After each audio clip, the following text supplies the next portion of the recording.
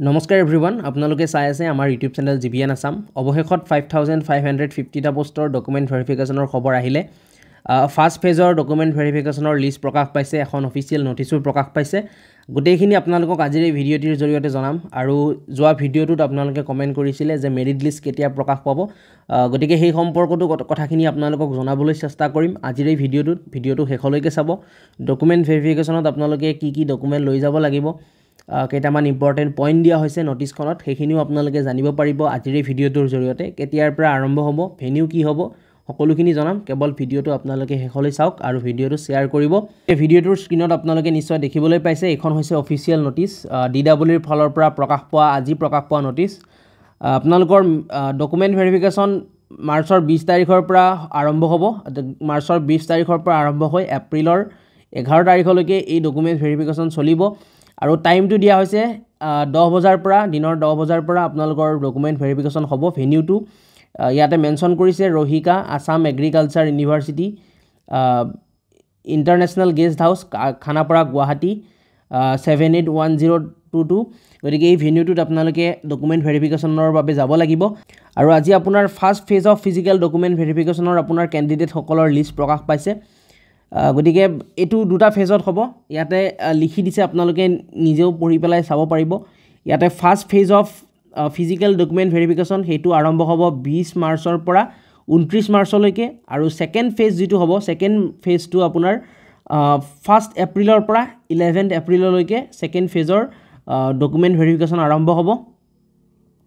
আৰু ছেকেণ্ড ফেজৰ যি লিষ্ট হয় কেণ্ডিডেটসকলৰ সেইটো অতি সোনকালে প্ৰকাশ পাব কেতিয়া প্ৰকাশ পাব আপোনালোকে DWৰ অফিচিয়েল ৱেবছাইটটো যিটো আছে এইটো হৈছে অফিচিয়েল ৱেবছাইট dw.assam.gov.in এইটো ভিজিট কৰি থাকিলেও আপোনালোকে গম পাব নতুবা আপোনালোকক মোৰ ফালৰ পৰাও ভিডিঅ' কৰি পেলাই জনাই দিম আপোনালোকে তেনেকৈও গম পাব গতিকে এইখন ফাৰ্ষ্ট ফেজৰ ফিজিকেল ডকুমেণ্ট ভেৰিফিকেশ্যনৰ কেণ্ডিডেটৰ লিষ্ট হয় ইয়াত যিসকলৰ নাম অহা নাই নাম্বাৰ ভাল আছে তেওঁলোকে টেনশ্যন ল'বলগীয়া কোনো কথা নাই তেওঁলোকৰ নাম নেক্সট ফেজৰ যিখন লিষ্ট প্ৰকাশ পাব তাত তেওঁলোকৰ নাম ডেফিনেটলি থাকিব ইয়াতে আপোনালোকৰ registration number candidate name father's name কোনটো ডেটত আপোনালোকে যাব লাগিব কোনখন টেবুলত হ'ব আপোনালোকৰ ডকুমেণ্ট ভেৰিফিকেশ্যন আপোনালোকৰ টাইমিংটো কেতিয়াৰ পৰা হ'ব সেইখিনি গোটেই দিয়া আছে আপোনালোকে নিজৰ নামটো ইয়াতে চাৰ্চ কৰি পেলাই চাব পাৰিব মই আৰু মানে নামখিনি কৈ থকা নাই ইয়াতে নিশ্চয় আপোনালোকে দেখিবলৈ পাইছে ফাৰ্ষ্ট ফেজৰ যি ফিজিকেল ডকুমেণ্ট ভেৰিফিকেশ্যন তাত আপোনাৰ 4100 গৰাকী কেণ্ডিডেটছৰ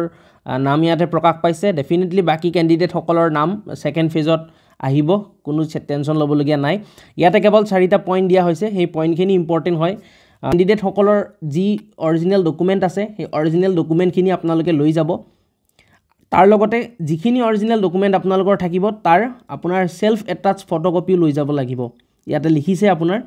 candidates are requested to bring all the acknowledgement of online applicationৰ যিখন acknowledgement form হয় এই acknowledgement formখনো আপোনালোকে লৈ যাব লাগিব গতিকে হেতু কথাও লিখিছে আৰু যদি কিবা আপোনালোকৰ ডকুমেণ্টত ফল্ট পায় তেতিয়াহ'লে কিন্তু আপোনালোকৰ যি কেণ্ডিডেটছাৰ আছে সেই কেণ্ডিডেটছাৰ কিন্তু কেনসেল হৈ যাব আৰু কেণ্ডিডেটসকলে এই ডকুমেণ্ট ভেৰিফিকেশ্যনত যাবই লাগিব সেইটো মাষ্ট আৰু এবচেণ্ট হ'ব আপোনালোকে নোৱাৰিব আৰু যদি এবচেণ্ট হয় তেতিয়াহ'লে আপোনালোক ৰিজেক্ট হ'ব পাৰে এই ৰিক্ৰুটমেণ্ট প্ৰচেছৰ পৰা ওভাৰঅল এইখিনিয়ে কথা লিখা আছিলে ফিজিকেল ডকুমেণ্ট ভেৰিফিকেশ্যনৰ ওপৰত এতিয়া মেৰিট লিষ্ট কেতিয়া প্ৰকাশ পাব মেৰিট লিষ্ট সম্পৰ্কটো আপোনালোকে নিশ্চয় কালিৰ ভিডিঅ'টো যদি চাইছে আপোনালোকে গম পাব মেৰিট লিষ্ট আপোনাৰ এই ডকুমেণ্ট ভেৰিফিকেশ্যনখিনি এপ্ৰিল মাহটো ডকুমেণ্ট ভেৰিফিকেশ্যনেই চলিব আপোনালোকে গমেই পালে দুটা ফেজত হ'ব মে'ত আপোনাৰ প্ৰভিজনেল মেৰিট লিষ্টসমূহ প্ৰকাশ পাব একচুৱেলি কালি বহুতে মোক মেছেজ কৰিছিলে যে মাৰ্চত ওলাব বুলি পেলাই চিফ মিনিষ্টাৰ ছাৰে কৈছিলে নেকি মেৰিট লিষ্ট তেখেতৰ কালিৰ যিটো লাইভ আছিলে কালিৰ লাইভৰ ছেকেণ্ড মানে শেষৰ ফালে তেখেতে এই ৰিক্ৰুটমেণ্টৰ কথাখিনি যিখিনি কৈছিলে তাত তেখেতৰ অলপমান মই ভাবোঁ যে শ্লিপ অফ টাং হৈ গ'ল মে'টো আপোনাৰ মাৰ্চ কোৱা গৈছে কিন্তু প্ৰথম ভাগত যদি কথাখিনি আপোনালোকে শুনিছে মানে ষ্টাৰ্টিঙত কথাখিনি যদি শুনিছে ৰিক্ৰুটমেণ্টৰ যিখিনি কথা কালি তেখেতে কৈছিলে তো সেইখিনি কিন্তু তেখেতে মে' বুলিয়ে কৈছিলে আপোনালোকে যদি মানে তেখেতৰ লাইভটো আজি আকৌ চাই তেতিয়া আপোনালোকে গম পাব মানে তেখেতে কৈছিলে যে এপ্ৰিলৰ পৰা মানে এপ্ৰিলৰ এই মাহটো ডকুমেণ্ট ভেৰিফিকেশ্যন হ'ব মে'ৰ পৰা আপোনাৰ প্ৰভিজনেল মেৰিট লিষ্ট ওলোৱা ষ্টাৰ্ট হ'ব এখন দুখন যি ওলায় সেইটো আপোনালোকে পৰৱৰ্তী সময়ত গম পাই থাকিব আৰু তাৰপিছত ফাইনেল মেৰিট লিষ্ট ওলাব আৰু 10 অক্টোবৰত আপোনাৰ এপইণ্টমেণ্ট হ'ব বুলি কৈছে গতিকে এইখিনি আছিলে গোটেই ৰিক্ৰুটমেণ্ট প্ৰচেছৰ কথাখিনি কালিৰ ভিডিঅ'টোত বহুতে কনফিউজন হৈ আছিলে কাৰণে মই এইখিনি কথাও কৈ দিলোঁ আপোনালোকক একেলগে গতিকে কনফিউজন হ'বলগীয়া একো কথাই নাই ভিডিঅ'টো শ্বেয়াৰ কৰিব আৰু যদি কিবা আপোনালোকৰ সুধিবলগীয়া থাকে কমেণ্ট কৰিব কমেণ্টত গোটেই কথাখিনি আমি গম পাম কাৰ কেনেকুৱা ধৰণৰ কি অসুবিধা আছে পৰৱৰ্তী সময়ত সেইখিনি কথা জনাবলৈ আপোনালোকক চেষ্টা কৰিম